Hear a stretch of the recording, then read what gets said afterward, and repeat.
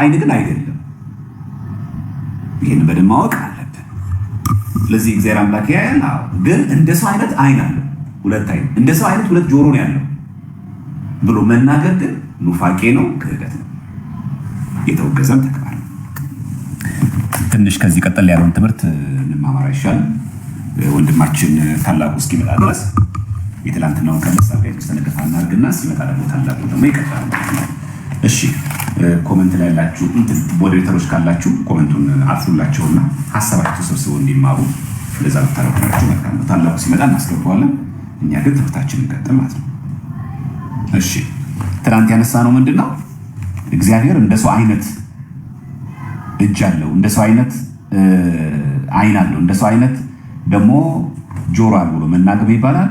አንትሮፖሞርፊዝም ይባላል። አንትሮፖ ማለት እስከዚች ሂውማን ማለት ነው። ሂውማን ሞርፊዝም ማለት በግሪክ ቋንቋ ፎርም ማለት ነው። ስለዚህ ምን ማለት ነው? እግዚአብሔር እንደ ሰው አይነት ሂውማን ፎርም በሆነ መንገድ ሁለት እጅ፣ ሁለት አይን፣ ሁለት ጆሮ አለው አይባል። ኑፋቄ ነው፣ ክህደት። ይህን ያስተማረው መናፍቅ ምን ይባላል ያልኳችሁ ባለፉት ትናንትና? ኦዲየስ ይባላል። ኦዲየስ ምን ምላል? የሶስተኛው መቶ ክፍለ ዘመን መነኩሴ የነበረ ነው፣ ሶሪያዊ ነው። ተከታዮቹ ኦዴኒዝም ይባላል። ኦዴስ እንደሆነ ያስተማረው ሰውን እግዚአብሔር አምላክ በመልኩና በአምሳሉ የፈጠረው አለና፣ ስለዚህ እግዚአብሔር አምላክ ሰውን በአርአያውና በአምሳሉ ስለፈጠረው እግዚአብሔርም ራሱ እንደ ሰው ሁለት አይን፣ ሁለት እጅ፣ ሁለት እግር አለ ብሎ ማመን ጀመረ። ያችሁ ይሄ ነው ክህደቱ። በአርአያውና በአምሳሉ ስለፈጠረው ልክ እንደኛ ሁለት አይን፣ ልክ እንደኛ ሁለት እጅ፣ ልክ እንደኛ ሁለት ጆሮ ብቻ ነው ያለው።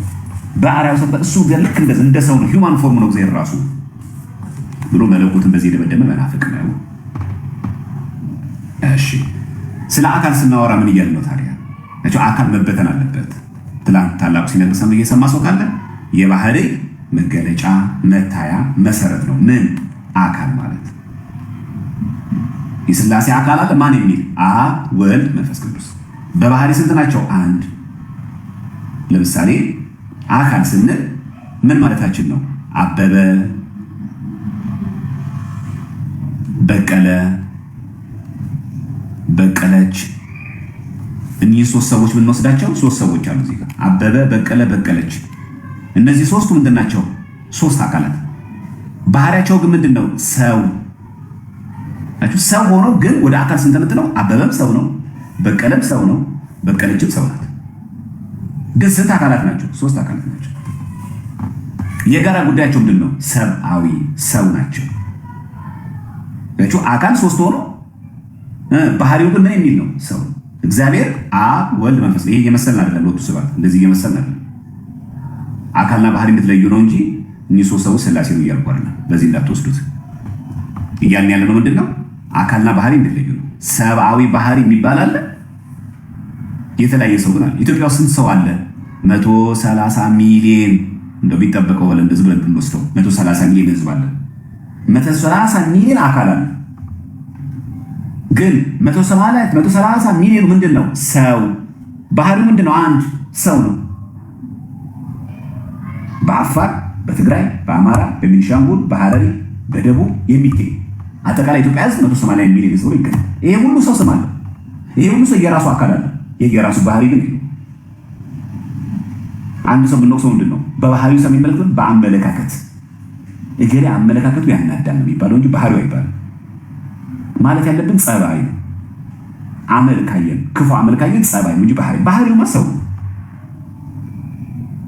ይህን በደንብ መለየት ያስፈልጋል። ስለዚህ የባህሪው መገለጫ ነው የምናወራው ማለት። ስለዚህ የባህሪው አንዱ መገለጫ ምንድን ነው? ያያል። አይታል ጊዜ አካል ነው እግዚአብሔር አካል። መገለጫው ምንድን ነው? ያያል፣ ይሰማል ማለታችን።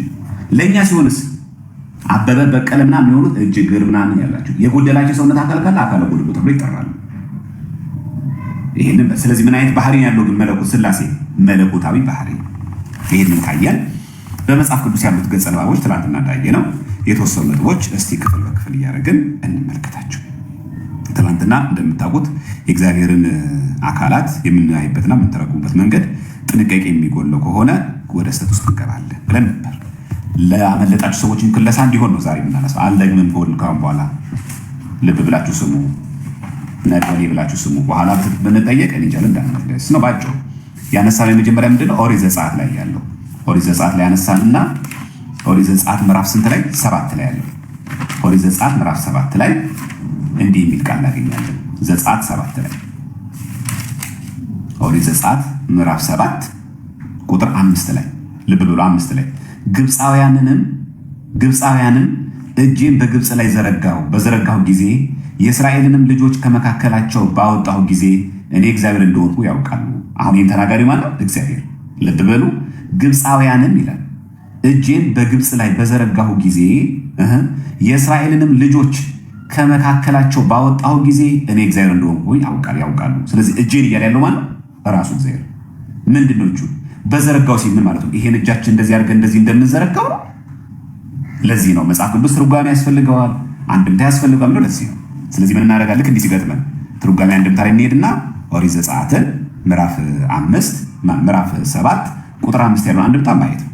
ሁሉ ጊዜ ማድረግ ያለባችሁ እንደዚህ ነው። ትርጓሜ ሳያዩ ትርጉምን ሳይረዱ ወደ የሆነ ግብታዊ በሆነ መንገድ መተርጎምም ሆነ መናገር ክልክል ነው። በቤተክርስቲያን አይፈቀድም። አደራችሁን ምን ጊዜ እንደዚህ አይነት ነገር ሲገጥማችሁ አንድምታው ምን ይላል፣ ትርጓሜ ምን ይላል። ደግሞ ሶፍት ኮፒዎች አሉ ታውቃላችሁ። ምንም አያጨናንቀም፣ አያስቸግርም። ስለዚህ ሶፍት ኮፒውን ገብቶ ብናየው ብናገላብጠው እውነታውን እንድንረዳና እንድንገነዘብ ያደርገናል ማለት ነው። ስለዚህ አሁን ማሳያችሁ አንድምታውን ነው። ሶፍት ኮፒውን ልክፈትላችሁና ኦሪት ዘጸአት አንድምታ ትርጓሜ ያላችሁ ሰዎች፣ መጽሐፉ ያላችሁ ሰዎች መጽሐፉን ከፍታችሁ ማየት ትችላላችሁ ማለት ነው። እኔ ግን ከሶፍት ኮፒው አሳያችኋለሁ። ኦሪት ዘጸአት ምዕራፍ 7 ቁጥር 5 ላይ ያለውን ገጽ ንባብ በጋራ እንመለከታለን ማለት ነው። አንዴ ላውጣላችሁና ከዚህ ላይ እናያለን ማለት ነው። 7:5 እስከዛ ጥቅሷን ያዟት። ስንት ነው የምትለው? ኦሪት ዘጸአት ምዕራፍ 7 ቁጥር ስንት ላይ ነው ያለው? 5 ላይ ነው ያለው። እሺ 7:5 ኦሪት ዘጸአት ምዕራፍ 7 ቁጥር 5 እጄን የሚለው ምን እንደሆነ በዚህ አጋጣሚ እያየን እንሄዳለን ማለት ነው። እጄን የሚለው ምን እንደሆነ እንረዳለን። እጄን በዘረጋሁ ጊዜ ሳለ እግዚአብሔር አምላክ እጁን በዘረጋ ጊዜ የሚለው እስራኤላውያን ላይ በግብፅ ያለ እጁ የሚዘረጋው ምንድን ነው? እውነት እጅ የሚለው እንደ ሰው አይነት እጅ እግዚአብሔር አምላክ አለኝ እያለ ነው? አይደለም። ማን ይህን የሚነግረን? የግል ኪሳችን የምንተረጉመው ሳይሆን ከቅዱሳት መጽሐፍት ከቤተክርስቲያናችን ያገኘ ነው። ተመልከቱ እዚህ ጋር ኦሪት ዘጸአት 7:5 ምንድን የሚለው? የግብፃውያን ሰዎችም የግብፅ ሰዎችም ሁሉ እግዚአብሔር እኔ እንደሆንኩ ያውቃሉ ካለ ስልጣኔንም ምኑ እጄን ይለዋል። እጄን የሚለው ስልጣኔንም በግብፅ አገር እገልጻለሁ የሚለው ሚላል አማርኛው እዘረጋለሁ። በዘረጋው ጊዜ ስለዚህ እጄ የሚለው ጋር ማለት ስልጣኔን አሳያለሁ እኔ አምላካችሁ ፈጣሪ እንደሆንኩኝና ከነዚህ ከግብፃውያን ባርነት ከሚጨቁናችሁ ከሚገዟችሁ ነፃ እንደማወጣችሁ አሳያችኋለሁ። በምን? በስልጣኔ በአምላክነቴ ለማለት እጄን በዘረጋው ጊዜ ሲልስ እገልጻለሁ፣ አሳያችኋለሁ። እገልጻለሁ ማለት ነው። አያችኋል? ትርጓሜ የሚነግረን። ስለዚህ አንዳንድ ሰዎች የእናንተ ሰው አምላክ ይሄው እጅ አለው ብለን አይደለም፣ ስልጣን ነው የሚለው። በዘረጋው ጊዜ ሲልስ እገልጻለሁ ማለቱ ነው ብለን እንተረጉማለን። የማን ይሄ ትርጉም ነው? የቤተክርስቲያናችን ትርጓሜ አንድምታ። እሺ ከዛ ቀጥለን ደግሞ ምንድነው ያየነው? ኦሪት ዘኍልቍ። የኦሪት ዘኍልቍን ትርጓሜ አንድምታ አሳያችኋለሁ። ከዛ በፊት ግን አሁን ማሳያችሁ የዳዊት መዝሙር ብዙ ጊዜ የሚጠቀሰው ስለሆነ የዳዊት መዝሙርን አሳያችሁ። የዳዊት መዝሙር ዳዊት ላይ በጣም ብዙ ጥቅሶች ከዚህ ጋር በተያያዘ የሚጠቀሱት ከመዝሙር ዳዊት ስለሆነ ትናንትም የነበራችሁ ሰዎች እንደምታስተውሉት የዳዊት መዝሙር 33 ቁጥር 7 ላይ ይላል። የእግዚአብሔር ማን ነው? ይቅርታ 33 በቅንፍ 15 ላይ የእግዚአብሔር ዓይኖች ወደ ጻድቃን ጆሮዎቹም ወደ ጮታቸው ናቸው ይላል። የእግዚአብሔር ዓይኖች የተባሉት ምንድን ናቸው? እውነት እንደኛ ሁለት ዓይን እያለ ጆሮዎቹም ወደ ጮታቸው ናቸውና ሲል ሁለት ጆሮ አለው እያለ የዳዊት መዝሙር ስንት ነው? 33 ቁጥር ስንት ላይ? 15 ላይ። ይሄው የዚህን ጊዜ ምንድን የምናደርገው ትርጓሜያችን ነው ያለ የዳዊት መዝሙር ንባቡና ትርጓሜው ከጥንታውያን የኢትዮጵያ ኦርቶዶክስ ተዋሕዶ ቤተክርስቲያን ሊቃውንት ሲወርድ የመጣው እንደመጣ የታተመ ነው። ትንሣኤ ዘጉባኤ ማለት ነው። እሺ እንሂድ እስቲ 33 ስንት ላይ? 15 ላይ ምን እንደሚል ተመልከቱ። የእግዚአብሔር ዓይኖች ወደ ጻድቃን እስመ አዕይንቲሁ ለእግዚአብሔር ሀበ ጻድቃን የሚለውን የሚላል ሲተረጉመው የእግዚአብሔር አዕይንተ ምሕረቱ አይታ የምህረት ዓይኖቹ ወዴት? ወደ ወዳጆቹ ናቸውና ጻድቃን የተባሉት እነሱ ናቸው። ወእዝኑ ይህ ጆሮዎቹ ሀበ ስእለቶሙ እዝነ ፈቃዱ አይቱ ፈቃዱ ራሱ የምህረቱ ጆሮ የፈቃዱ ጆሮ ራሱ ወደ ልመናቸው ነውና። ስለዚህ የእግዚአብሔር አይኖች ሲል ምን ማለቱ ነው? የምህረት ምህረቱን ለማሳየት እንጂ ሁለት አይን ለማለት አይደለም። እስመ አዕይንቲሁ ለእግዚአብሔር ሀበ ጻድቃኑ ሲል ምን ማለት ነው? የእግዚአብሔር አዕይንተ ምህረቱ ይታያቸዋል። እዚህ ጋር የምህረት አይኖቹ ማለት ነው። አዕይንተ ምህረት ማለት ወደ ወዳጆቹ ወደ ጻድቃን ናቸው። ጆሮቹ ሲል ምን ማለት ነው? ጆሮ ሲል ፈቃዱ ምህረቱ ራሱ የሚያዘነብለው አየህ፣ የሚሰማው የሚያዳምጠው ልመናቸውን ነው እንጂ ሁለት ጆሮ ለማለት አይደለም። አያችሁ፣ እዝነ ፈቃዱ ይላል። የፈቃዱ ጆሮ የፈቃዱ ምህረት፣ ያ ማለት ምህረቱ የሚያዘነብለው የሚሰማው የሚያዳምጠው እነሱ ነው ማለት እንጂ ጆሮ አለው ለማለት እንደኛም አይን አለው ማለት አይደለም። ከዚህ ጋር ተያይዞ መዝሙር 93 ላይ በቅንፍ 94 ላይ እንዲህ ተጽናው ደግሞ እናገኛለን። 93 በቅንፍ እዚህ ጋር 94 አለ ቁጥር 9 ላይ ይላል፣ ጆሮን የተከለው አይሰማምን? አይንን የሰራው አያይምን? ይላል። ምን ማለት ነው? እንደሱ አይነት ጆሮ አለው እያለ ነው? አይደለም። እንደሱ አይነት አይን አለው እያለ ነው? አይደለም። ይሄ የሚነግረን ማን ነው? አሁን ብዙ ትርጓሜያችን ላይ ሄድ እንችላለን። የዳዊት መዝሙር 93 ቁጥር 9 ላይ ማለት ነው። ረጋ ምንላችሁ ጥቅስ የሚይዝ ሰው ካለ የሚይዝ ነው። 93 9 ላይ ማለት ነው። ይኸው ሌላው ሊሰማበት ጆሮን የፈጠረ እግዚአብሔር እሱ ለራሱ አይሰማምን? ለአንተ እንኳን ብትሰማበት ሁለት ጆሮ የሰጠ እግዚአብሔር እሱ ራሱ አይሰማም እንጂ እሱ ራሱ እንዳንተ አይነት ሁለት ጆሮ አለው እያለ ይቀጥልና ሌላው ሊያይበት አይንን የፈጠረ እሱ ራሱ አያይምን ይላል እንጂ እንዳንተ አይነት ሁለት አይን አለው አይልም።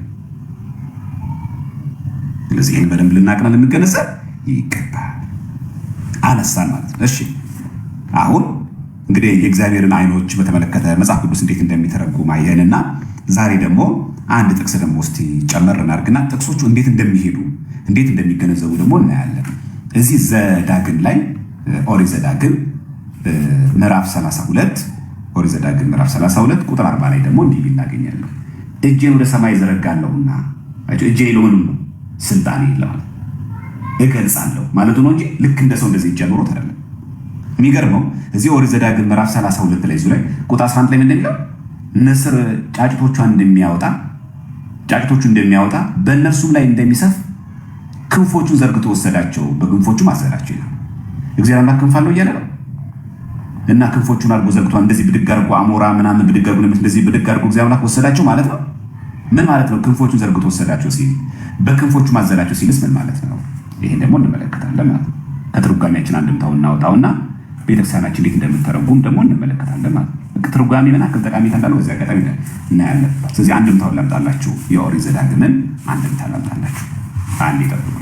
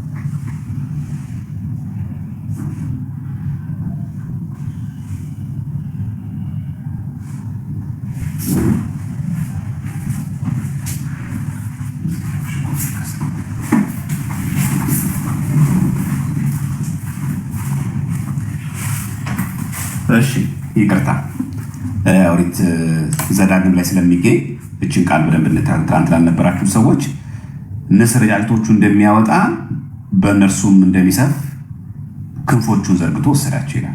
ምን ማለቱ ነው? የምናገኘው ኦሪት ዘዳግም ላይ ስለሆነ ምዕራፍ 32 ቁጥር 11 ላይ እዚህ ላይ መጽሐፍተ ብሉያት ሰለስቱ ይልና እሉ እሙንቱ እነዚህም ኦሪት ዘሌዋውያን፣ ኦሪት ዘኍልቍና ኦሪት ዘዳግም። ዘዳግም ላይ ጥቅሱ እናየዋለን። እቺ ትርጓሜ እንደሚያስፈልጋል እዚህ ነው። ምዕራፍ ስንት ነው የሚገኘው? 32 ቁጥር 9 ላይ ይገኛል፣ 9 ላይ ይገኛል ማለት ነው። አያ አንድምታ ምን ያክል ጥቅም እንዳለው ክርስቲያኖች በግላችን እንዳንተረጉም ያደርገናል። እንደሚመስለኝ ብላችሁ እንዳትፈቱ እሺ፣ ጥንቃቄ አድርጉ። እኔ እንደሚገባኝ ከሆነ እኔ እንደበረዶ አይባልም። እሺ 11 ላይ ይሄው ንስር፣ አሞራ፣ ገላግልቱን ጫጩቶቹን ሰብስቦ በክንፉ እንዲሰውር እንደዚህ እንደሚያደርገው ሁሉ ለማለት ነው። በክንፈ ረድኤቱ ሰወራቸው ማለት ነው። ስለዚህ ክንፍ ያለው ረድኤቱን ነው። ክንፍ ያለው ረድኤቱን ነው እንጂ ልክ ለሰው ልጅ ለክንፎቹ ለአሞራ ለምናምን ክንፍ እንዳላቸው ክንፍ አላቸው አይደለም። ስለዚህ በክንፈ ረድኤቱ ሲምን ማለት ነው በመግቦቱ በጠባቆቱ እግዚአብሔር አምላክ ምን አደረጋቸው? ሰወራቸው። እነማንን? እስራኤላውያን።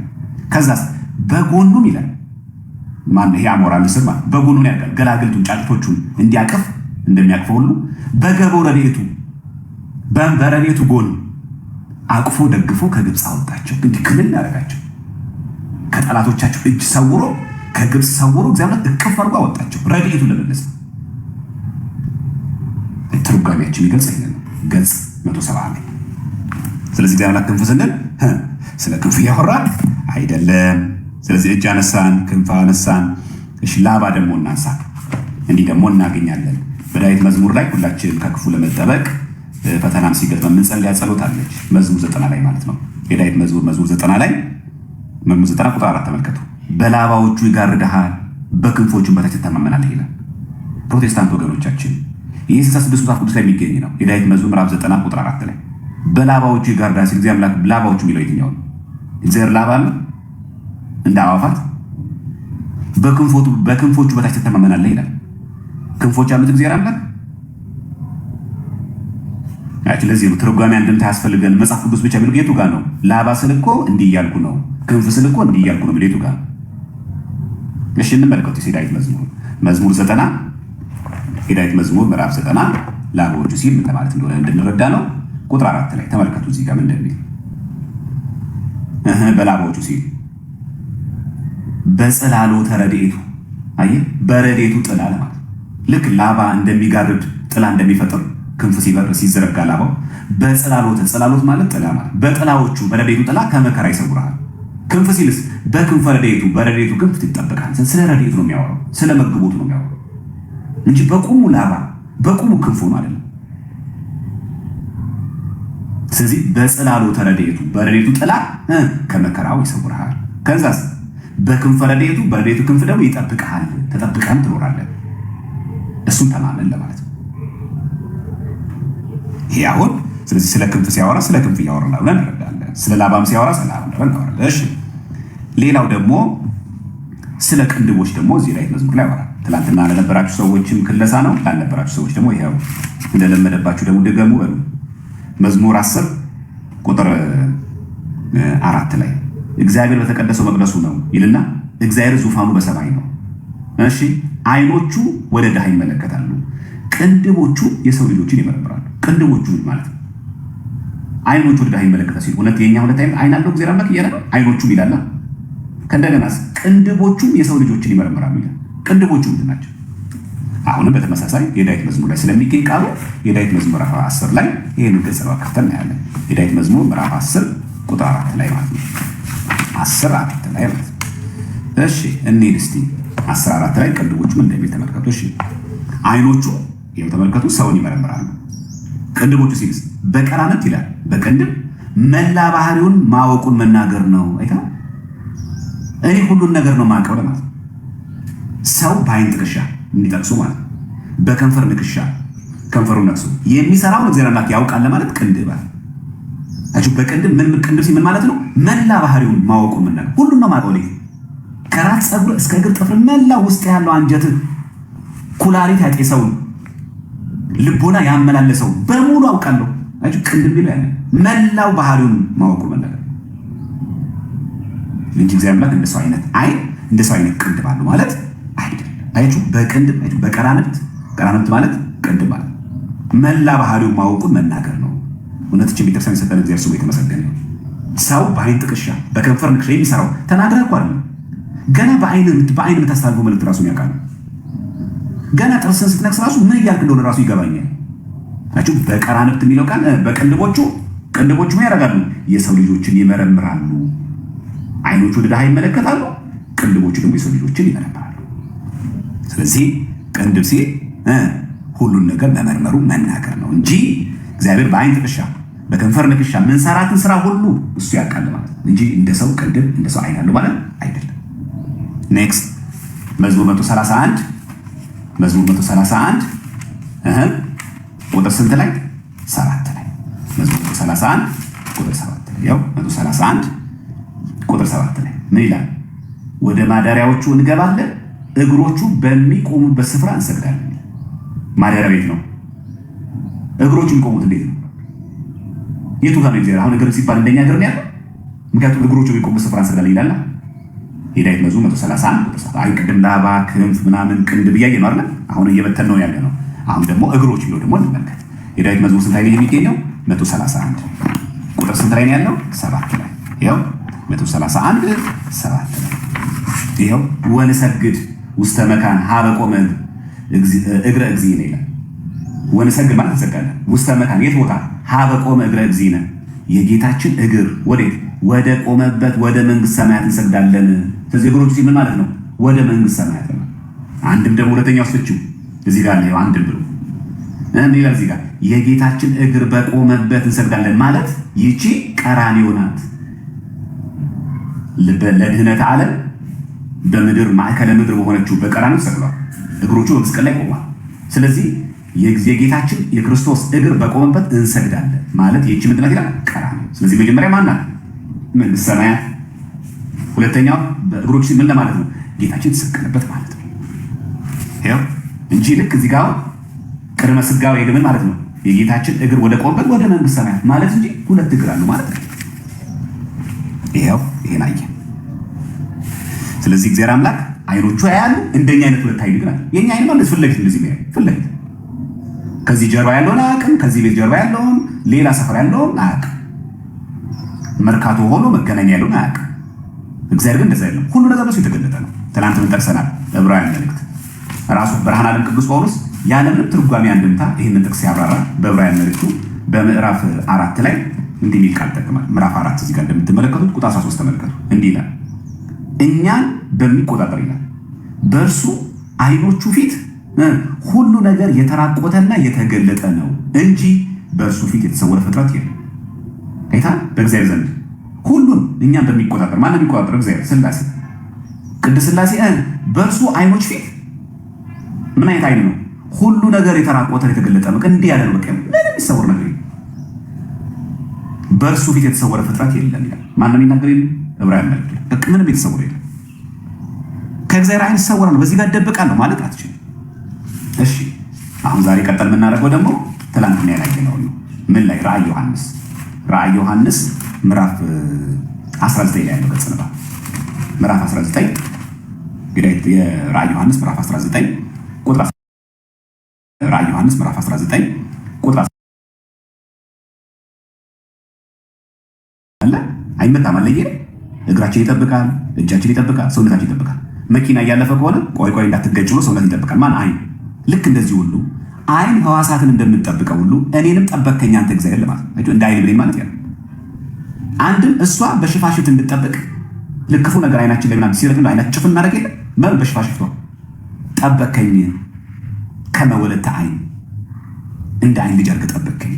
ከእንደገና በክንፎችስ በጽላሎተ ረድኤት በሬት ጥላ ጠበቅ ሰወርከኝ።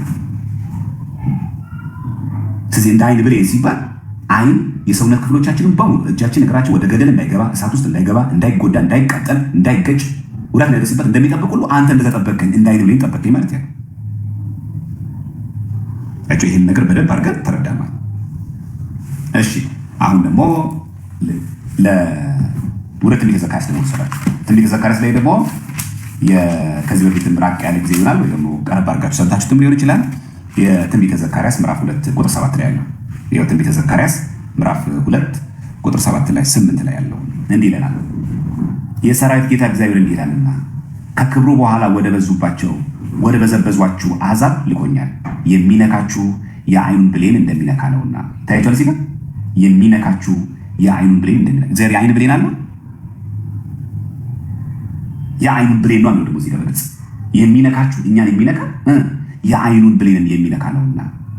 የአይኑ ብሌን ስናልት የዚህን ጊዜ ምን እናደርጋለን? እዚሁ ትንቢተ ዘካርያስ ላይ እንገባለን። ትንቢተ ዘካርያስ ምዕራፍ 2 ቁጥር 7 ላይ ላሳያችሁ። ዘካርያስ ምዕራፍ 2 ቁጥር 7 ላይ እሺ፣ ለትንቢተ ዘካርያስ የአይን ብሌን ምን ማለት ነው የምትለው ለማየት አይቱን አክል ጥንቃቄ እንደሚፈልግ 2:7 ላይ ከኪስ እንዳትረጉም እንደ መሰለኝ እንዳትረጉም ጥንቃቄ አድርጉ። 7:8 ላይ እሺ፣ ተመልከቱ እዚህ ጋር ወኩሉ ይላል እናንተን የሚነካ በእንተ አዕይንቲሁ የአይን ብሌን እንደሚነካ ምን ማለት ነው? ጥቂት መከራ ያመጣባችሁ ያ ማለት የሚነካችሁ ማለት ያለ እንጂ ንክች እንደዚህ ያደርጋችሁ ጥቂት መከራ እንኳን እንደዚህ ያደረገባችሁ ሰው ሁሉ ጽኑ መከራ ይመጣበታል ማለት እናንተ ቤት አመኑ እንጂ ማለት ነው። እስራኤል ዘሥጋ ለኔ ተገዙ እንጂ እናንተ እንደዚህ ነካ አይደል? ትንሽ መከራ ጥቂት መከራ ያመጣባችሁ እንዴ ነካችሁ ማለት ምን ይገጥመዋል? ጽኑ መከራ ይመጣበታል ለማለት የአይኑ ብሌን እንደሚነካ ነው እንጂ እንደሱ አይነት የሰው አይን ብሌን አለ ማለት አይደል። ማን የተረጎመው ዘማርያም ነው አይደል? ይሄ ትንቢተ ዘካርያስ አንድምታችን ታችሁ ክንፍ የሚለውን እግር የሚለውን እጅ የሚለውን ላባ የሚለውን ቅንድብ የሚለውን እያለም ይሄ ነው። እግዚአብሔር እንደዚህ የሰውነት ክፍሎች የሉት እንደኔ አይን ብሌን እንደኔ አይነት እጅ እንደኔ አይነት እግር አለ ማለት አይደል። የለም። ስለዚህ የሚነካችሁ ሲል ምን ማለት ነው? ጥቂት መከራ የሚያመጣባችሁ ጽኑ መከራ ነው የሚገጥመው ለማለት ያንን ጽኑ መከራ ለመግለጽ ይላል የአይኑ ብሌን እንደሚነካ ነው አለ።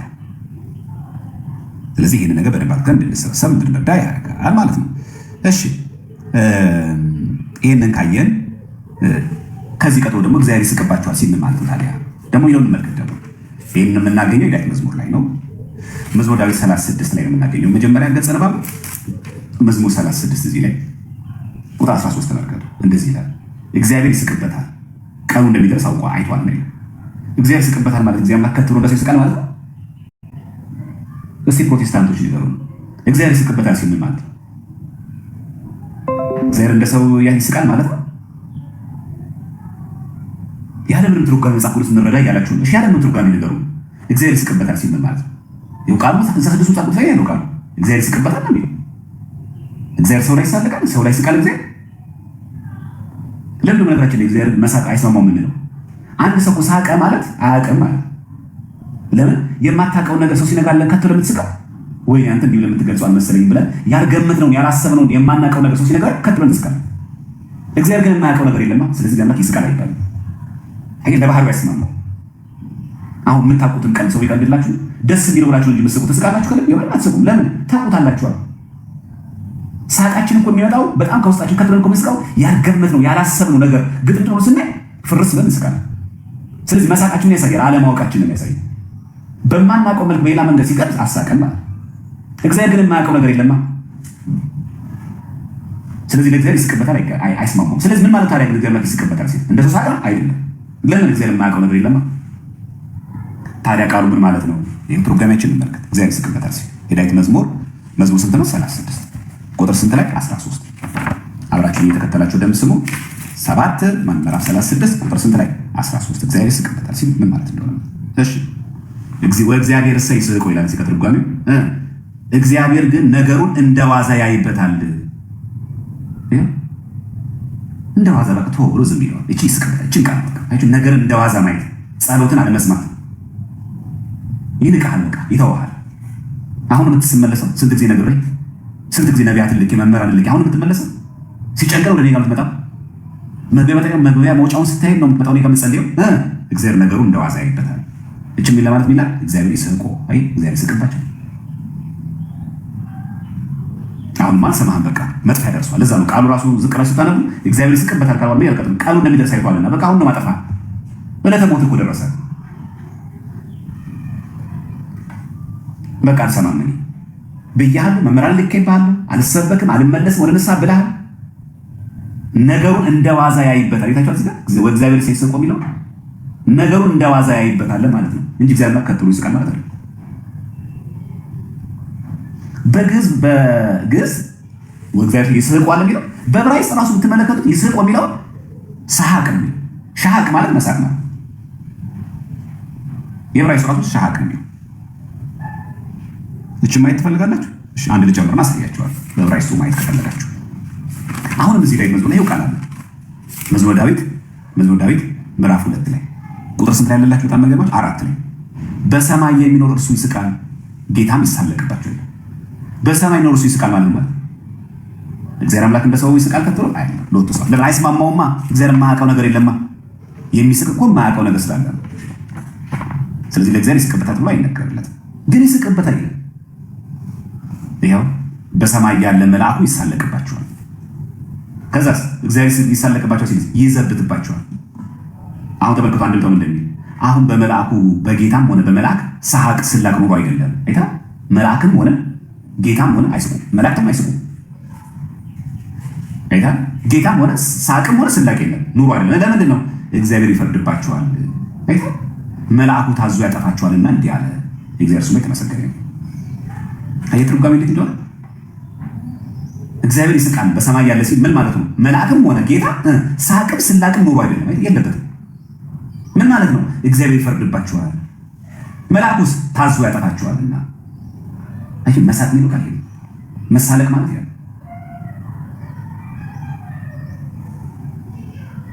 ለእጁ ቃሉ ምን ያክል ጠጠር እንደሚል። ስለዚህ ራሱ ይስቅባቸው ነው ሳቅ ነው። የግዕዙ ይስቆም ነው የሚለው፣ ይስቆም ነው የሚለው። ይስቆም የሚለው የግዕዙ በአማርኛ ይስቅባቸዋል ነው። በዕብራይስጥ ቃሉ ራሱ ሳቅ ይሳቅ ማለት ራሱ መሳቅ ማለት የአብርሃም ልጅ ይሳቅ ራሱ እቺ በደንብ ቁልፍ ነገር ያዙ። ስለዚህ ይሳለቅባቸዋል፣ ይዘብትባቸዋል። ምን ማለት ነው? ይፈርድባቸዋል። ስለዚህ አሁን በመልአኩ በጌታ አይቱ በጌታ መልአክም ሆነ በራሱ በጌታ ሳቅም ስላቅም የለም። ምንድን ነው ያለው? እግዚአብሔር ይፈርድባቸዋል። ፈራጅ ነዋ። መልአኩስ ታዞ ማን ታዞት? እግዚአብሔር አዞት ምን ያላቸዋል? ያጠፋቸዋል ማለት ነው። አለቀ። ስለዚህ ቃሉ ራሱ ይስቅባቸዋል ሲል ሻሃቅ ይላል። ሻሃቅ ማለት ነው መሳቅ ማለት ነው። ይኸው እዚህ የዳዊት መዝሙርን በግሪኩ በእንቱን ብንመለከተው በዕብራይስጡን ብንመለከተው ቃሉ ስንት ነው የሚገኘው? መዝሙር ዳዊት አይደለም መዝሙር ምዕራፍ 2 ቁጥር 4 ላይ ማለት ነው። እቺ 2:4 ላይ ያለችው ቃል በሰማይ ኖር እሱ ይስቃል። የታችኋት ሻላፍ የሚለው ምን ይላል? ሻሃቃይ ሻቅ ሻላፍ የሚለው ይስቅባቸዋል። ይኸው መዝሙር 2:4 ግልጽ ነው። እየገባችሁ ነው? ስለዚህ እግዚአብሔር አምላክ ይስቃል ማለት አይደለም። እንዴት ይተረጎማል? አሁን እንዳለ ነው። እሺ ለጻድቃንም ይነግራል ነው የሚገርማችሁ። እግዚአብሔር ብቻ ሳይሆን ለጻድቃንም ይነግራል። አቤት ይሄ ነገር አንድምታ ላይ እንትን ላይ ቢሆን ኖሮ ገድልና ድርሳን ላይ ቢሆን ኖሮ ይሄው ብሎ ኦርቶዶክሶች እግዚአብሔር ይስቃል ይላሉ ነበር። ይሄ አሁን እዚህ መዝሙር ላይ ባይኖር ነው መጽሐፍ ላይ ጻፍ ተመልከቱ እንዴት እንደሚያደርጉ። አሁን የቃል ራሱ ቢገኝ አስባችሁታል? አሁን ተሰለቸው የጥቅስ ደግሞ የዳዊት መዝሙር 51 ላይ ማለት ነው። አሁን እግዚአብሔር ቃል እንዴት እንደመሳይ ያሳያችሁ ነው። መዝሙር 51 ላይ ተመልከቱ። እዚህ ጋር ቁጥር 6 ተመልከቱ። ምን ይላል? ጻድቃንም አይተው ይፈራሉ በእርሱም ይስቃሉ። አሁን እጁ ትነገር አቡነ ተክለ ሃይማኖት አይተው ይፈራሉ በእርሱም ይስቃሉ ሲል ይኸው ተመልከቱ። የኦርቶዶክስ ተክለ ሃይማኖት ጭራሽ ይስቃል ሰው ላይ በሉ ተርጉሙልና ያለ አንድምታ ያለ አባቶች በግላቸው ጻድቃንም አይተው ይፈራሉ ካለ በኋላ በእርሱም ይስቃሉ። ምን ነው የሚስቁት? እያላገጡ ነው፣ ከት ብሎ እየሳቁ ነው፣ እያሽካኩ ነው። ለእኛ ግን ትርጓሜ ያለው የዳዊት መዝሙር 51 ላይ መዝሙር 51 ላይ ይሄንን ቁልጭ አድርጎ ተጽፎታል። ምንም እኛ ግራ እንጋባ ምንም መናፍቅ ሲመጣ ተንደነባብረን ምናምን ኧረ እባካችሁን አንድም ታዘጋጁልን ሊቃውንት እባካችሁ ጻፉን ብለን አይደለም።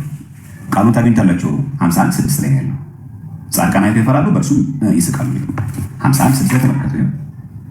ያለን እንትን ማለት እሺ ምን ይላል እዚህ ጋር? ይስቃሉ የሚለው እንዲህ እያሉ ይዘብቱበት። ምን ብሎ ይዘብቱት? ጻድቃን አይደል? መሳቅ ማለት መዘበት። ምን ማለት መዘበት ማለት? ይሄውን ቀጥል ቁጥር 7 ላይ እግዚአብሔር ረዳቱን ያላደረገ አየህ፣ እግዚአብሔርን ረዳቱ ያላደረገ በባለጠግነቱ ብዛት የታመነ በራሱ ሀብት የታመነ ሰው የሚቆፈስ ሰው ጉረኛ በከንቱ ነገርም የበረታ ያ ሰው እነሆ ይሄው እንደዚህ ገጠመው ብሎ ይዘብታል ማለት ይስቃል። እየሰማችሁ ማለት ጻድቃን አይተው ይፈራሉ በእርሱ ይስቃሉ። እንዲህ ይላሉ። ሲስቁ መሳቅ የሚለው ቃል ማለት መዘበት ምን ይላሉ? ያለው እኮ አልቀረም። እግዚአብሔር ረዳቱ ያላደረገ ሰው ይሄ ነው መጨረሻው። በባለጠግነቱ ያማን በሀብቱ የሚመካ ሰው ይሄ ነው መጨረሻው። በከንቱ ነገር የበረታ ያ ሰው እነሆ ይሄ ውጤቱ። ይሄው አላልኳችሁም ነበር? መጨረሻችሁ እኮ ጥፋት ነበረ። እቺን ህግ ምትባል መሳቅ። ግልጽ ነው። ይሄ አላወሳሰብ ነው ማለት ግልጽ ነው ሐሳቧል። በቃ ይሄ ነው የሚያሳየው። ስለዚህ እግዚአብሔር አምላክ የሆነ ሲናገር ቃል ጻድቃን ይስቃሉ ብሎ ሲናገር ከትሉ ይስቃሉ አይደለም። ይሄው እግዚአብሔር እርዳታ አላደረጋችሁትም። እግዚአብሔርን እርዳታ ያላደረገ በባለጠግነቱ በሀብቱ የሚመካ ሰው፣ በዚህ ብዛት የታመነ ሰው፣ በከንቱ ነገር የበረታ ሰው ያ ሰው እነሆ ይሄው ማለት ነው። በዛባችሁ በዛ ይበቃል። ሌላ ጊዜ እንቀጥል።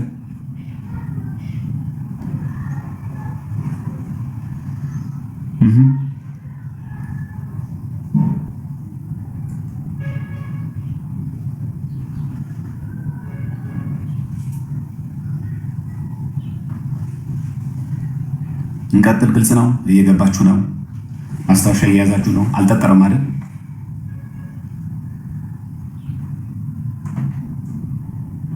አልጠጠረባችሁ ማለት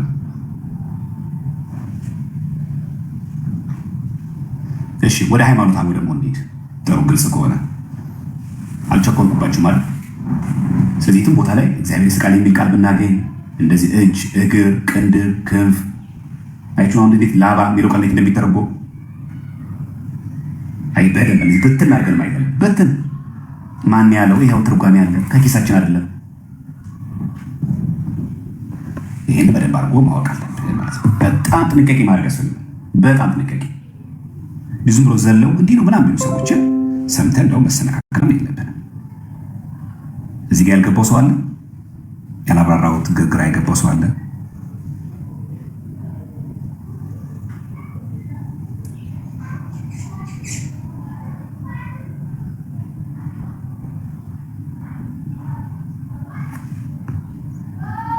ግልጽ ነው ሀሳቡ። ልቀጥል።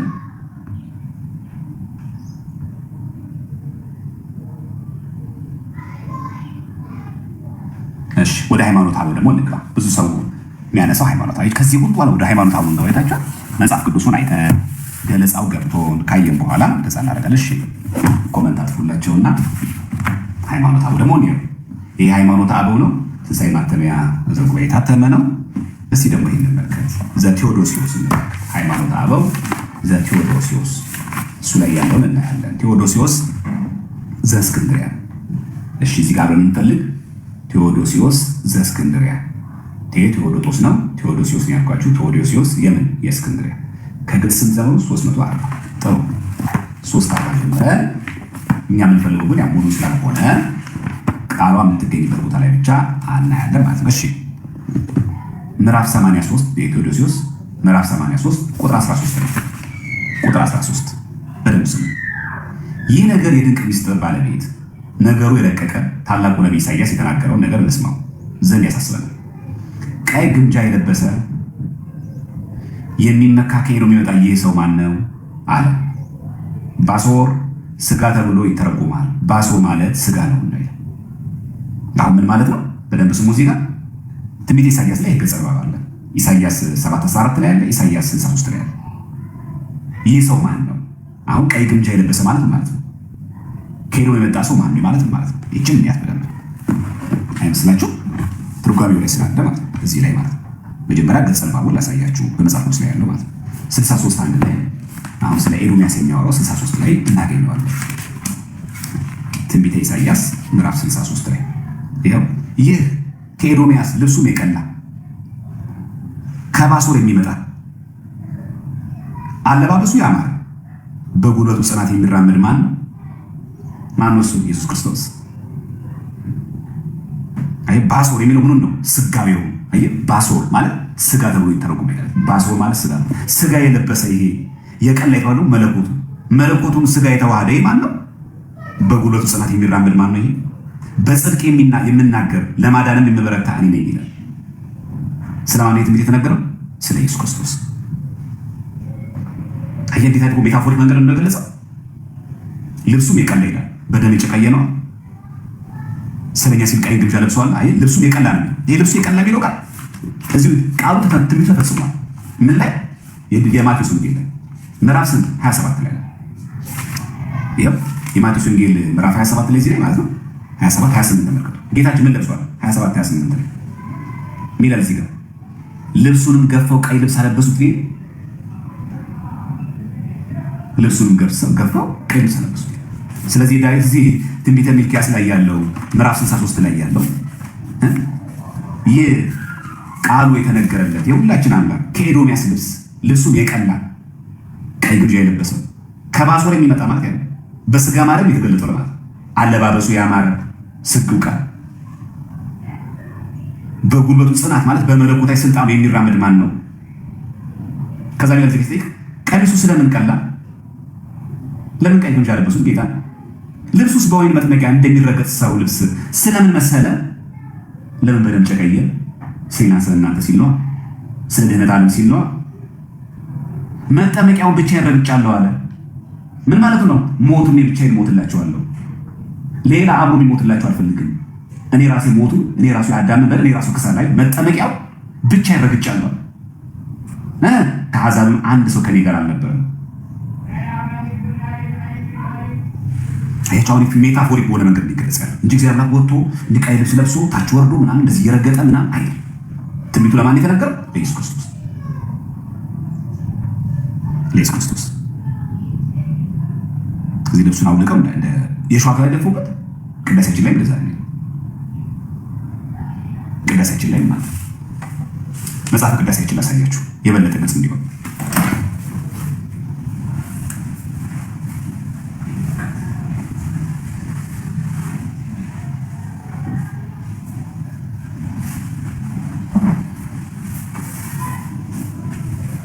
ዘሰለስቱ ምዕት ቅዳሴ እስቲ እንይ። የሰለስቱ ምዕትን ቅዳሴ እስቲ እንይ።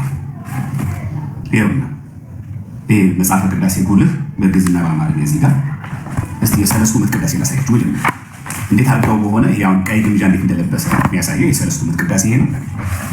ታያችኋል። ቁጥር 92 ላይ ወሰዳችሁ። 92 ላይ ይኸው የሕይወትን ራስ የሾህ ዘውድ ደፉበት፣ ብርሃንን እንደ ልብስ የሚጎናጸፈው ልብሱን ገፈው ቀይ ግምጃ አለበሱት። በቀጥታ ይሄ ትንቢት ለማን የተነገረው? ለኢየሱስ ክርስቶስ። ከዛስ ወደሚሰቅሉበት ስሙ ቀራንዮ ወደሚባል ሀገር ወሰዱት፣ መስቀሉን አሸከሙት። ኢየሱስም መስቀሉን በመሸከም ደከመ፣ ወዛ። ከባድ ነው። ይሄ ቅዳሴ ዘሰለቱ እንዲህ እያለ እናንተ ኢየሱስ ማለት ትፈራላችሁ። እናንተ ላይ ጻፋችሁ ይሄን እናንተ ናችሁ ቅዳሴ የምትቀድሱት። የእናንተ ቅዳሴ ነው ቅዳሴ። አሁን ገና ጌታ ገባን። ምን ጌታ ነበርኩኝ ቄስ ምን ነበር ስትቀድሱ የነበረው ቅዳሴ? ይሄንን ዘለ ነበር የምታልፈው። ወደሚሰቅሉበትም ስሙ ቀራንዮ ወደሚባል ሀገር ወሰዱት ይላል። መስቀሉን አሸከሙት። ኢየሱስም መስቀሉን በመሸከም ደከመ፣ ወዛ። ከባድ ነው። ከወንበዴዎች ጋር ቆጠሩት፣ ወደ እንጨት አወጡት። አውጥተው ምሕረት የሌለው ስቅለትን እንደ ሕጋቸው ሰቀሉት። አዳምን የፈጠሩ እጆች ወዮ በመስቀል ቀኖት ተቸነከሩ፣ በገነት የተመላለሱ እግሮች ወዮ በመስቀል ቀኖት ተቸነከሩ። ያ ማለት አዳምን የፈጠረ ማለት ክርስቶስ ምንድን ነው ያለው? ፈጣሪ ነው። የተሰቀለው ፈጣሪ ነው። በአዳም ፊት የሕይወትን እስትንፋስ እፍ ያለ አፍ ወዮ ከሐሞት ጋር የተቀላቀለ መጻጻን ጠጣ፣ መጻጻና ከርቤን ጠጣ። ከዛ በአዳም ፊት ይሄን ካለ በኋላ ኢየሱስ በሕማሙ በመከራው አሰምቶ ጮኸ፣ ወደ አባቱም ጮኸ፣ ራሱን ዘለስ አደረገ። ያን ጊዜ ነፍሱ ወጣች፣ ተለየች። ማን? ኢየሱስ። ትፈራላችሁ እኮ እናንተ፣ ፍራቻ እኮ አለባችሁ። እንዲህ እኮ ስትናገሩ ትርበተበታላችሁ። እኛ እኮ ያስለመድናችሁ። ሰለስቱ ምዕት ቅዳሴ የጻፈው ፕሮቴስታንት ኢትዮጵያ ከገባ በኋላ አይቱ። ስለዚህ አሁን ርዕሳችን እሱ አለ። ይሄው የኛ ርዕስ የሆነችው እችኛዋ ቀይ ግምጃ አለበሱት የሰለስቱ ምዕት። ይሄን ዮሐንስ አፈወርቅ ቅዳሴ ተናግሮታል። እስቲ እናሳ የዮሐንስ አፈወርቅ ቅዳሴ ላይ በተመሳሳይ ቃል ነው። እሺ እንዴት የዮሐንስ አፈወርቅ ቅዳሴ ተመልከቱ። እዚህ ጋር ቁጥር 48 ላይ 48 የዮሐንስ አፈወርቅ ቅዳሴ ቁጥር 48 ነው። ለሱራፌል ዘውድ የሚያቀዳጃቸውን የሾህ ዘውድ አቀዳጁት ካለ በኋላ ለኪሩቤል የግርማ ልብስ የሚያለብሳቸውን ለመዘበት ቀይ ግምጃ አለበሱ። ሊዘብቱበት እኮ ነው። እዚህ ቀይ ግምጃ የለበሰው ይሄ ማን ነው? ማን ነው እሱ? ቀሚሱ ስለምን ቀላ የተባለው ማን? ኢየሱስ ክርስቶስ ነው። አጭ ሜታፎሪክ በሆነ መንገድ የተገለጸባቸው በቅዳሴ ያሳዩዋችሁ ለዛ እንድናቀው እንድንረዳው ለማለት ነው። እሺ ከተረዳን ታዲያ ሰለስቱ ምዕት ቅዳሴ ላይ ምንድን ነው የሚናገረው? ካለ በዚህ አውድ ነው የምናየው ማለት ነው። ገባችሁ? የሰለስቱ ምዕት ቅዳሴ በተመሳሳይ ሃይማኖተ አበው ላይ ማለት ነው። ሃይማኖተ አበው ዘሰለስቱ ምዕት የመጀመሪያው ክፍል አካባቢ ላይ የምናገኘው እሱ ነው። ዘሰለስቱ ምዕት ማለት ዘሰለስቱ ምዕት ገጽ ስንት ላይ ያለው? 45 ላይ ማለት እሺ 45 ላይ ያለው ምን እንደሚናገር ምዕራፍ ስንት ላይ ነው ያለው? 19 ምዕራፍ 19 ላይ ነው ያለው።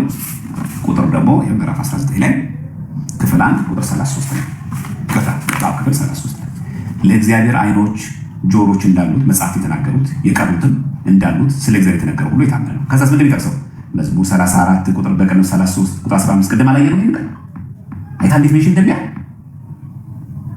ስለዚህ ጥያቄ በኢንቦክስ የላካችሁ ልጆች ማለት ነው አይ ሜንሽን ያደርጋል እዛው ራሱ ለእግዚአብሔር አይኖች ጆሮዎች እንዳሉት ይላል። በምን አይነት ሴንስ? ይሄው እዚህ ትርጓሜ መዝሙር እኮ 33 በቀንም 34 ቁጥር ጠቅሶናል። ይሄው መዝሙር 33 በቀንም 34 ቁጥር ስንት 15 ላይ ምን ይላል? የእግዚአብሔር አይኖች ወደ ጻድቃን ጆሮዎቹም ወደ ጩኸታቸው ይላል። የእግዚአብሔር አይኖች አሉት፣ እግዚአብሔር ጆሮዎች አሉት። ምን አይነት ጆሮና አይን ግን ቅድም የዚህ አንድም ታላየ ይኸው እዚህ ራሱ እኮ ሃይማኖት አበው እዚህ ሰለስቱ ምዕት እግዚአብሔር ጆሮዎች እንዳሉት አይኖች እንዳሉት ሲል እዚህ ጋር እኮ አስቀምጦላል። ጠቅሶልሃል እኮ ጥቅስ እዚህ ጋር በምን ሴንስ መረዳት እንዳለብህ እዚህ ጋር እየገለጸ ነው። በጣም በቴሌግራም በኢንቦክስ ብዙዎቻችሁ ጥያቄ ስክሪንሾት አድርጋችሁ ልካችሁልኝ። ለዛ ነው ከቀድም ከመጽሐፍ የሚሳየ ነው። ዳዊት ይህን ጥቅስ ጠቅሰውታል። መዝሙር 33 በቀንም 34 ቁጥር 15 እና 16 ላይ ምን ማለት ነው? ቅድም ያልጠቀስም ራእይ 1:13 አልጠቀስም? አይኖቹ እንደ እሳት ነበልባል ናቸው። ቅድም አልጠቀስም? ይህን ጥቅስ እግሮቹም እንደ ናስ የጋለ ብረት ናቸው ብሎን አላየንም ቅድም? ስለዚህ እግዚአብሔር አምላክ እነዚህ ነገሮች አሉ ሲል ሃይማኖት አበው ማነው? ሃይማኖት አበው ሰለስቱ ምዕት ምን እያለን ነው? በዚህ ሴንስ ነው። ስለዚህ መዝሙር 33 በቀንም 34 ቁጥር 15 ላይ ያለችው ምን ምትለች? የእግዚአብሔር አይኖች ወደ ጻድቃን ጆሮዎችም ወደ ጩኸታቸው ነው። ስለዚህ ምን ማለት ነው? እንዳሉት ማለት እንደ ሰው እኮ አይደል? ለእግዚአብሔር እንደ ሰው ይላል ሲል አይደል? ከየት ያመጣ ነው ይቃል?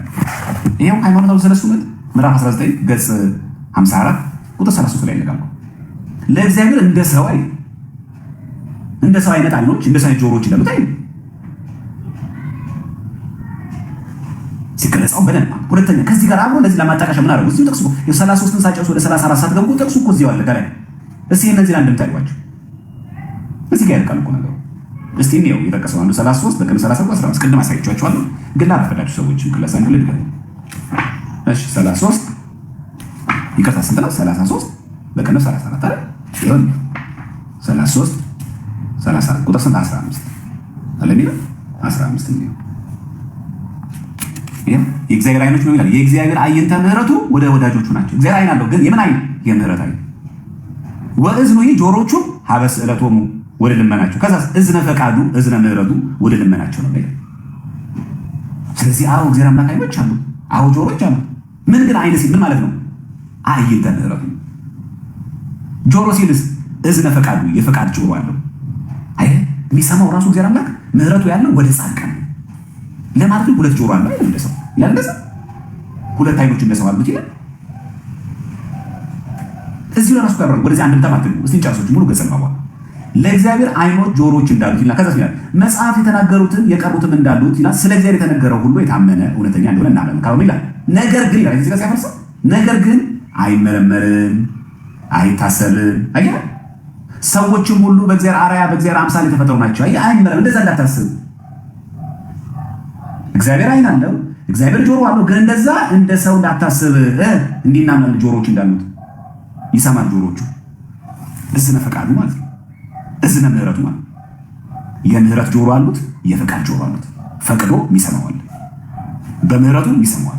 በምህረት አይኖቹ ላይ አይንተ ምህረቱ አለ። ለዚህ ጋር እንደምታችሁ ይሄ መዝሙር 33 ቁጥር 15 እና 16 እንደዛ ነው የሚናገረው። ሃይማኖት አበው ሰለስቱ ምዕት የሚጠቀሱት አይኖች አሉ፣ ጆሮዎች አሉ። ምን ጠቅሰው ነው? መዝሙር 33 ቁጥር 34 ጠቅሰው ነው። ታዲያ ምን ይገጫ ከዚህ ጋር ነው? አለቀ። አይ እዚሁ ያልቃል ነገሩ፣ እዚሁ ጋር ያልቃል። አንድም ታንቋንባት እዚህ ጋር እንኳን የቀሩት ነገር ምን ማለት ነው? የቀሩት ነገር ማለት እጅ አይንና ጆሮ ብቻ አይደለም፣ እጅ ማለት ነው ይናገራል። ቅድም እንዳልነው እግሮቼ ይላል። እግሮቼን አስባብ ይኸው ቅድም ምን ጠቀሰ? ራእይ ስንት አንድ ይኸው ራእይ ዮሐንስ 1:13-16 ይሄን አልጠቀስንም? ቅድም ለነበራችሁ ሰዎች ጠቅሰናል። ይኸው እዚህ ጋር እኮ ያለው ጥቅስ ነው። ስለዚህ ሰለስቱ ምዕት ነው። ሌሎቹ ነገሮች ማለት አንድ ወንድ ነገር እግራ ነው ምን ማለት ነው?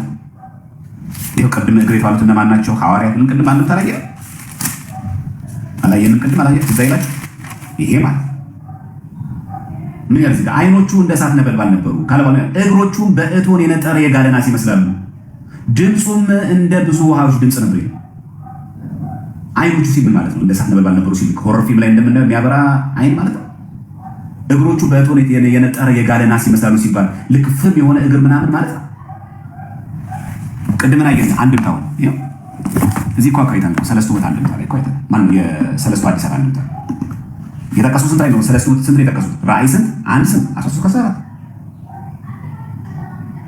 ምንም አይገጭም። ቅድም ካየሁት ጥቅስ ጋር በምን ይገጫል? ይሄውን ነው ሰለስቱ ምዕት የጠቀሱት እጅ አለው ጆሮ አለው አይን አለው የጠቀሱት ከየት የጠቀሱት? ራእይ 1:14 እስቲ ነው አንድምታው ራእይ 1:14 ምንድን ነው የጠቀሰው?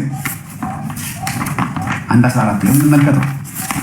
ከመጣሽ ማርያም ታምጣሽ ብለን ማለት ነው። 1:14 ምን ይላል? አይኖቹም እንደ እሳት ይመስላሉ ካለ እግሮቹ በእሳት እንዳፈሉት እንደ ደጋ ብረት ናቸው። ከዛስ ምን ይላል? ይመልከቱ ትምህርት ትርጓሜው ትዕምርተ በቀል ትዕምርተ መዓት ነው። አይታ በበቀል ተነሳ በመዓት በቁጣ ተነሳ ለማለት ነው። እግር የሚለው አንድም አይንቲው አይን ያላቸው ነቢያት ናቸው።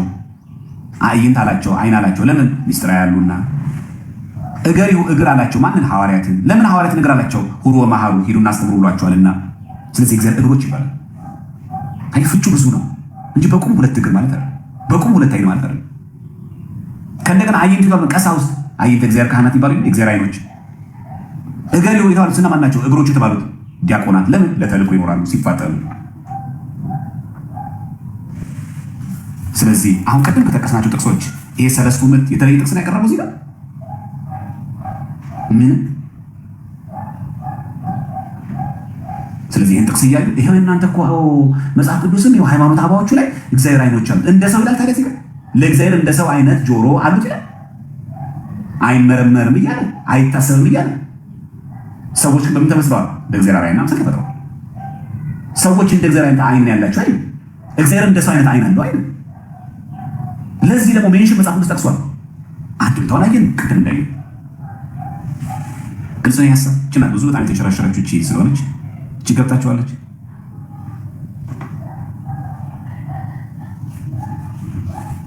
ኮሜንት አብርቼ ይላችኋል። ግልጽ ናት እቺ ናት።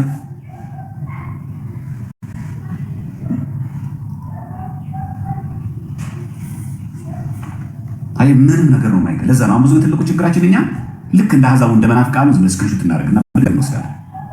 ሰለስቱ ምዕት ግን አይኖች ጆሮዎች እንዳሉ ሲል ምን እያሉ ነው? ከምን ጥቅስ ወሰዱ? እንዴት አድርጋችሁ ላይ እዚህ ጋር እኮ አለ። የዚህ መጽሐፍ ቅዱስ ጥቅስ ደግሞ እኛ ደግሞ ምን አለ? አንድምታ አለ። ሁለተኛ ደግሞ ምንም አንድምታ ራሱ ባናይ እግዚአብሔር እንደ ሰው አይነት አይኖች ጆሮዎች አሉት ይላል። ቅድም በመጽሐፍ ቅዱስ ጥቅስ አየን ማለት ከዛ ደግሞ አለፍ ያለ የበረታ ሰው ደግሞ ትርጓሜ አንድ አይሳይ ደግሞ ማየት ነው። እቺ ግልጽ ናት።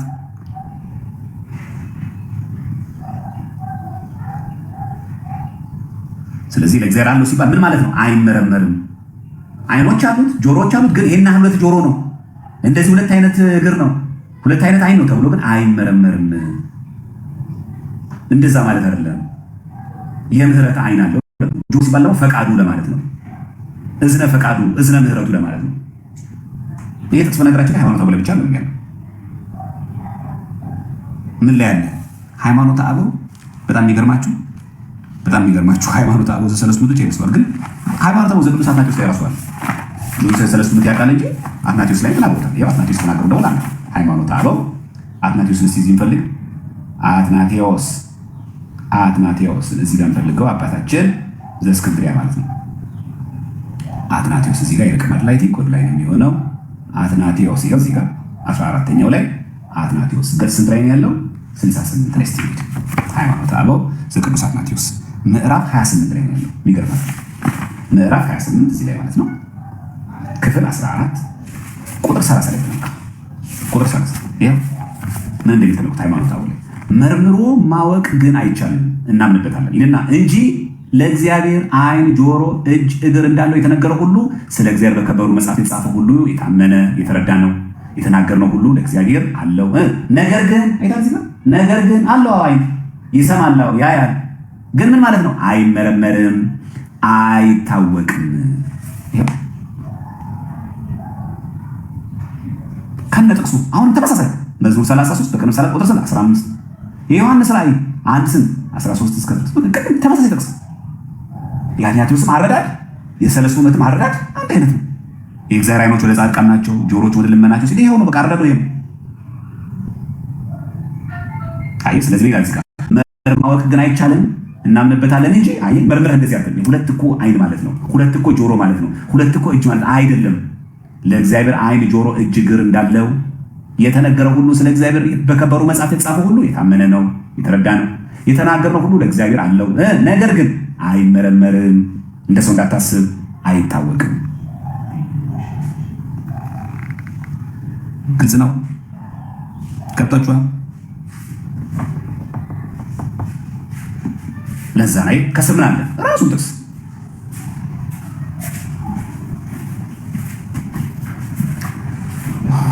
እሺ፣ አይበቃችሁ እንዳይበዛባችሁ ለዛሬ ይሄና እንደዚህ ፈለጣ ውስጥ ከገባን እንደዚህ በዚህ ካየን ይበቃችሁ።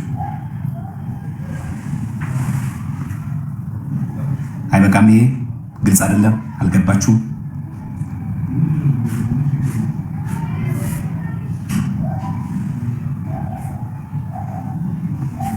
ስለዚህ በዚህ ገለጻ መሰረት በቃ ሁሉ ጊዜ ስታዩት አበው አባቶች ሲጠቅሱ ጥቅስ አለ፣ ጥቅሱ ደግሞ ትርጓሜ አለ። አለቀ። ምንም ግራ የሚያጋባ ነገር የለም። እንዳለ እዚህ ጋር የተጻፈውን ነገር ያለ አንድምታ ነገርን እዚህ ጋር ዋጣው አንባልም። ያለ መጽሐፍ ቅዱስ ጥቅስ አላስቀመጡም። እዚህ ጋር ጥቅሱ ደግሞ ምን አለው? ትርጓሜ አለው፣ አንድምታ አለ። ስለዚህ ሰለስቱ ምዕትም የጠቀሱት ይኸው መዝሙር 33 15 ያለውን ነው። አትናቴዎስ የጠቀሰው ይሄ ነው። ድገመው። አላሳዘናችሁም? ይሄ ሁሉ እንደዚህ አድርጌ ድገመው። ኧረ ተው እናንተ፣ ይደክማል እኮ ሰው። ተው እግዚአብሔርን የማትፈሩ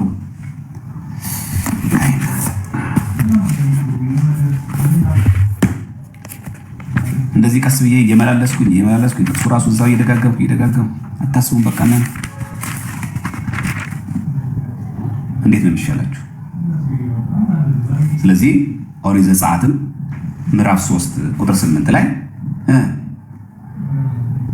ከግብፃውያን እጅ አዳናቸው። ምን ማለት ነው? ከነሱ መከራ አወጣቸው ማለት ነው።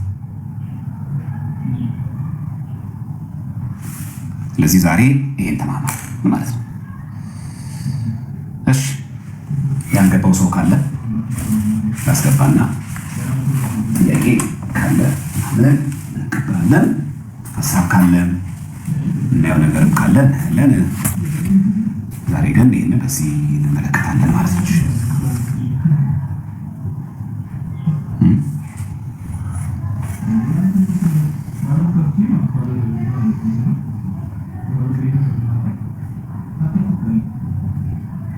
ጥያቄ ያለው ሰው አለ? ተከታትዬ ነበር እና ተደርጉኝ ባካችሁ በፈጠራችሁ ሙሉን ተከታትዬ ነበረ። ሙሉን አይቻለሁ። ይሄ ጥቅስ አልገባኝ የሚል ብቻ ወደኋላ እንዳትመልሱ ባካችሁ። በጣም ስለደጋገምኩት ማለት ነው። ጥቅሶቹ በጣም እየደጋገምኩኝ በተለያየ ጥቅሶች ስላየን ያልገባችሁ ያልሰማችሁ ሰዎች ባካችሁ የነበረ ሆኖ ግልጽ ያውለት ሰው ሙሉ ተከታትያለሁ ግን አልሰማሁም የሚል ሰው ማለት እቺ ነው አልገባችኝ የሚል ሰው ካለ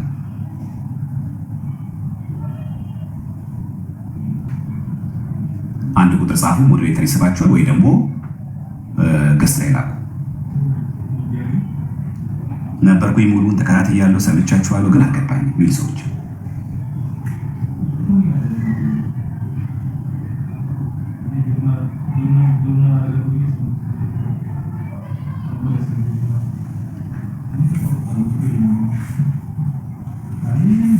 አንድምታ አለ። ሞልቷል እኮ አንድምታ ሶፍት ኮፒ አለ። የኦቲሲ ላይብረሪ ብትገቡ ቴሌግራም ቻናል ላይ የኦቲሲ ላይብረሪ። ስለዚህ በደንብ አድርጋችሁ እዛ ላይ ብታዩት በጣም ሰፋ ያለ ትንተና ላይ ታገኛላችሁ። ችግር የለውም። እሺ ይሰማል። ጠያቂ ካለ ሰላም ዘማሪያም እንደምን አለሽ? እግዚአብሔር ይመስገን። እንደምን አለ? በእርግጥ እግዚአብሔር ይመስገን። ይሰማል። በሽታችን እኔ የገባሁበት ምክንያት ጥያቄ ለመጠየቅ ሳይሆን አንድ የፕሮቴስታንት ጓደኛችን አለና አሁን ላይ እዛ መሄድ ስላቆመ የሚያስተምረው ሰው ይፈልጋልና ንስሐ አባቴን አናግሬያቸው ግን በጣም ቢዚ ናቸውና በምትረዱኝ ሰው ካላችሁ ይሄን ለማለት ነው የገባሁት። እሺ ጻፊና አሁን ልጻፍልህ በኢንቦክስ ጻፊልኝና በኢንቦክስ ጻፊና የት አካባቢ እንዳለ በደንብ አሳውቂን። አዲስ አበባ አለ አዲስ አበባ ከሰዎች ጋር ከመምህራን ጋር አገናኘው። እሺ አመሰግናለሁ።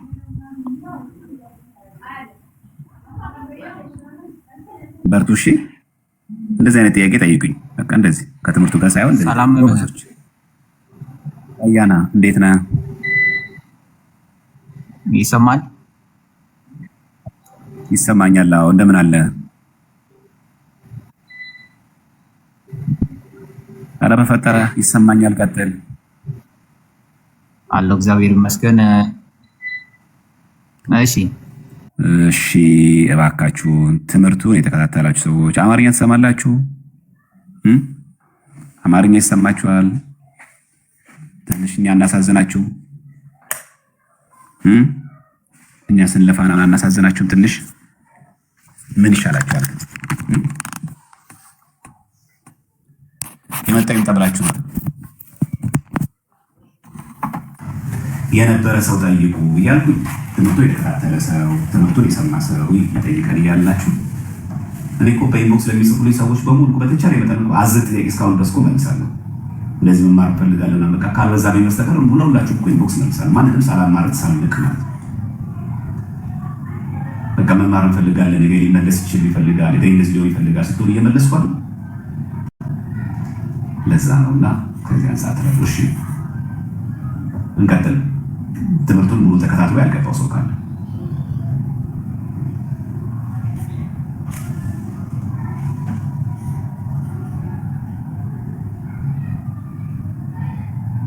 አንድምታዎች የኦቲሲ ላይብረሪ ብላችሁ ሰርች አድርጉ ቴሌግራም ላይ ረባካችሁ ነዳውንት ኢኦቲሲ ላይብረሪ ብላችሁ ቴሌግራም ላይ ሰርች ባሩ ላይ ሰርች ስታደርጉ ያወጣላችኋል። እዛ ላይ ከኦሪት ዘፍጥረት ጀምሮ እስከ ራዕየ ዮሐንስ ሶፍት ኮፒ አንድምታ አለ። እዛ ላይ ያወጣላችሁ የኦቲሲ ላይብረሪ በሉ እዛ ላይ ገቡ። ከዛ ደግሞ ሰርች ስታደርጉ በሰርች ላይ ያወጣላችሁ። ለመብዛት ደግሞ 5 ኪሎ አለ። ጌላ ሄዳችሁ 5 ኪሎ ባሉ መጽሐፍ የምትፈልጉ ሰዎች ኦሪት ዘፍጥረት አንድምታ 5 ብሔሮች ብለው አለ። የትንቢተ ኢሳይያስ አለ፣ ትንቢተ ሕዝቅኤል አለ፣ የማቴዎስ ወንጌል 4 ወንጌላውያን አሉ። እነሱ መግዛት ትችላላችሁ። ትርጓሜ አንተስማችሁ ያላችሁ አይሰማም? ድምፅ አይሰማችሁም? አይሰማም? ድምፁ ይሰማችኋል? እሺ ጥሩ። በቃ መልኩን ለማየት ፈልጋችሁ ከሆነ ይሄ የመጽሐፍተ ብሉያት መጽሐፍ ነው። ኦሪት ዘፍጥረት ማነው? ኦሪት ዘሌዋውያን፣ ዘዳግም፣ ዘኍልቍ ያለበት እዚህ ጋር አለ። ይሄኛው ደግሞ የዳዊት መዝሙር ነው። ይሄኛው አለ ማለት ነው። ስለዚህ በሃርድ ኮፒ መግዛት የሚፈልግ ሰው አለ 5 ኪሎ ላይ መግዛት ይችላላችሁ።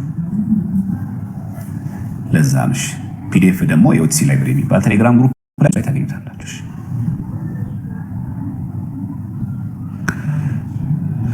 እሺ ትምህርቱ ተከታትሎ ጥያቄ ያልተመለሰለት ሰው ካለ ላስገባ።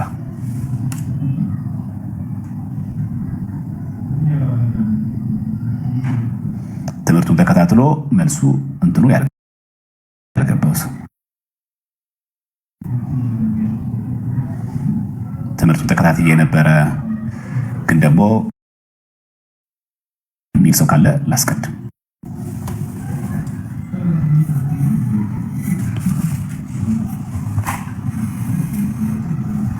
ካለ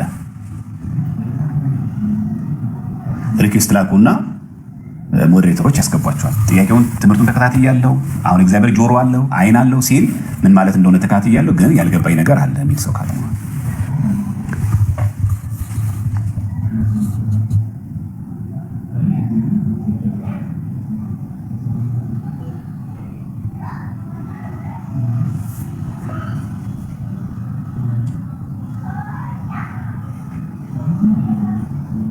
እሺ ሚሚ ሰላም ነው መስለን እንዴት ነህ?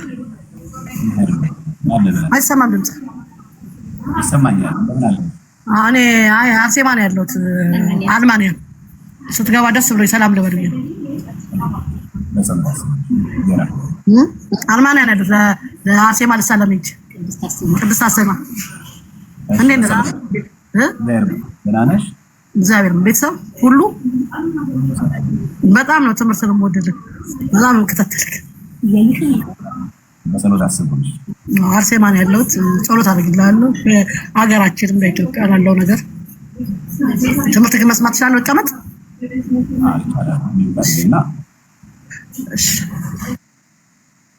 እሺ። ሌላ የሚገባ ሰው ካለ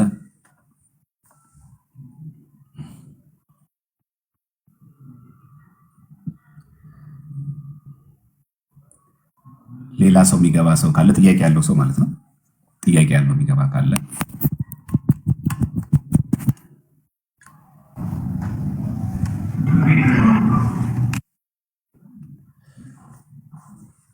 እሺ። ኦርቶዶክስ የሚለው ሰላም መምህር እንደምን አሉ?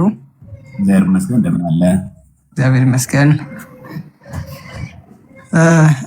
ዘፍጥረት ላይ እግዚአብሔር ሰው ልጅ በአምሳሉና በአርአያው ፈጠረው የሚለው ጋር እሱ ነገር ላይ ማብራሪያ ፈልጌ ነበረ። አንድ ቦታ ላይ አጣሁት፣ ፈልጌ ነበር አጣሁት። በውስጥ ልክልህና ታየዋለህ። ከዛ ካልገባ ጠይቀኛል። ጥሩ እሺ። ስንቴ መጽሐፍ እናንተ አሁን መጽሐፍ መጠቆም ነው የሚሻለው። ቆንጆ እሱ ነው። ጥሩ አንባቢም ስለሆናችሁ እናንተ ምንጭና ምን ነግራችኋለሁ። እሺ ስንቴ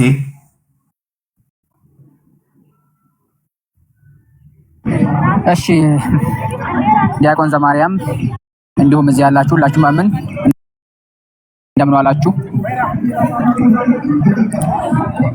እሺ የኔም ጥያቄ በስሉስ ቅዱስ ወይንም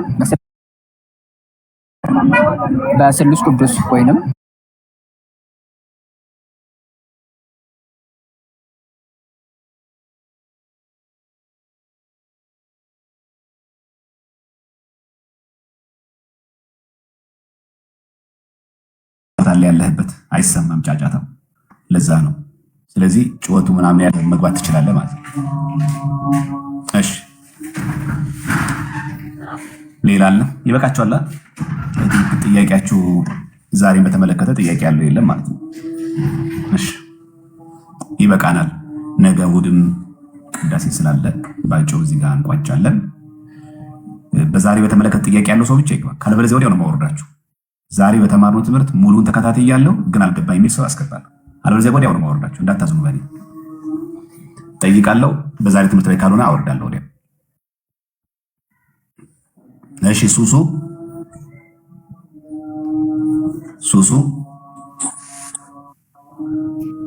አቤት መምህር እንደምን አሉ? ደህና ነሽ ወይ? እግዚአብሔር ይመስገን። እግዚአብሔር ይመስገን። ለአኑ መጠየቅ የሚፈልገው ጥያቄ ነበረ። ተከታተልሻል ትምህርቱን? ዛሬ አልተከታተልኩኝ። ምን ያመለጠኝ? በቃ አሁን ዛሬ እሱ አይደለም ትምህርት የተከታተለ ሰው ብቻ ነው አሁን መቀበለው። እዚህ ሌላ ጊዜ ጥያቄ ይቀበላለሁ። እሺ አናንያ እየጠየቀ ነበረ ጥያቄውን ማለት ነው። የአናንያን ጥያቄ ልጠይቆት ነበረ። እሱ የሚለው ዛሬ ትምህርት ላይ ነው። አዎ በዛሬ ትምህርት ላይ እሺ ኦሪት ዘፍጥረት ምዕራፍ 3 ቁጥር 8 ላይ ወረድኩ ይላል። ምን ለማለት ፈልጎ ነው ብሎ ጠይቆ ነበረ። ትርጓሜ አንድምታን እኔ ልክላችኋለሁ። እሱ ላይ እዩት። 3:8 ላይ ወረድኩ የአምላክ መውጣት መውረድ ኖሮበት ሳይሆን ተገለጠ ለማለት ነው ባጭሩ። ትርጓሜ አንድምታ ላይ ደግሞ እዩት። እሺ እግዚአብሔር ያክብርልኝ። እናመሰግናለን መምህር፣ ቃሎት ያሰማልን። በዛሬ ትምህርት ላይ ብቻ ያለው ሰው ማለት ነው። ጠዋት ላይ ገብቻለሁ። የፈለጋችሁን ጥያቄ ጠይቁ ብያችኋለሁ። አልጠየቃችሁም። ጠዋት ላይ በፈለጋችሁ ድረስ ጠዋት ጠይቁ ብያለሁ አይደል? አልጠየቃችሁ። አሁን ደግሞ ዛሬ ደግሞ አሁን ብላችሁ አሁን ደግሞ ጠዋት ከሰዓት ደግሞ ገብቼ ደግሞ በተማረው ትምህርት ላይ ጥያቄ ያለው አዲ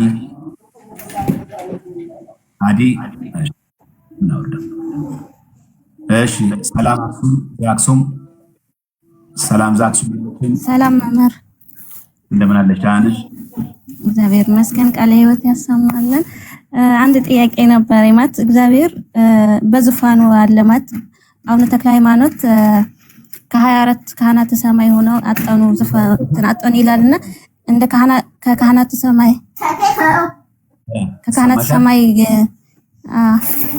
ማሻል ሰላም ይሰማኛል። ሰማሽ ከሆነ የዛሬውን ትምህርት ሙሉ ተካተለሻል?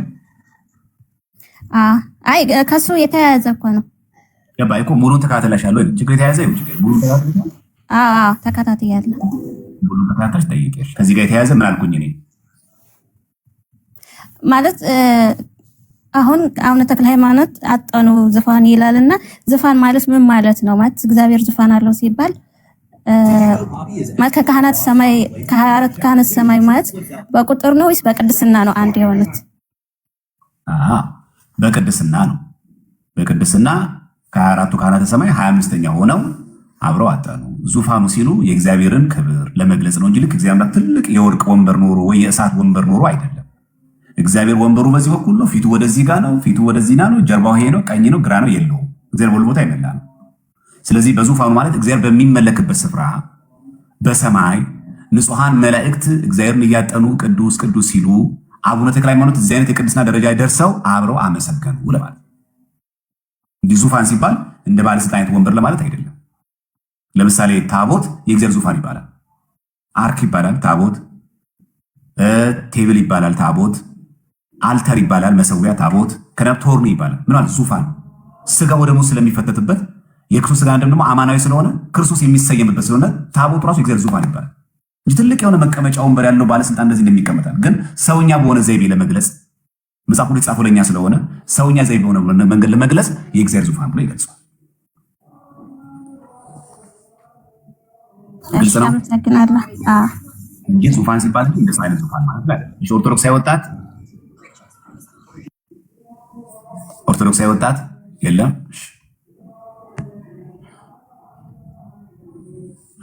ደህና ደሩ። ከትምህርቱ ጋር አንድ ጥያቄ ያገኘን አሁን መጨረሻ ላይ ጠይቀሽ ትንሽ ከትምህርት ጋር የምትያያዝ እሷ ናት። በተረፈ ከትምህርቱ ጋር የተያያዘ የሚጠይቅ ሰው የለም። በአጭሩ ለዛሬ ትምህርታችን ይህን ይመስላል። ሪከርድ ያደረጋችሁ ሰዎች ልቀቁላቸው። ያው እንግዲህ እኔ